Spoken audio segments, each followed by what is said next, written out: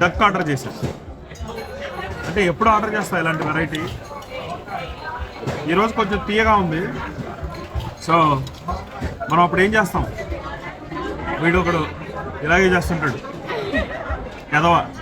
Okay, don't follow him. సరే, మనం ఇప్పుడు ఏం చేస్తాం, ఇలాంటి తీయగున్నప్పుడు ఆవకాయ కలుపుతాం. ఇదిగో ఆవకాయ డక్ అంటే బాతు మాంసం పైన ఆవకాయ వేసాను, దాన్ని ఇలా పూసాను, స్నానం చేపిస్తాను. ఇప్పుడు రబ్బిటిన్ మ్యారినేట్ పోద్దు రేపు పొద్దున్న. ఏంటది సిప్పా.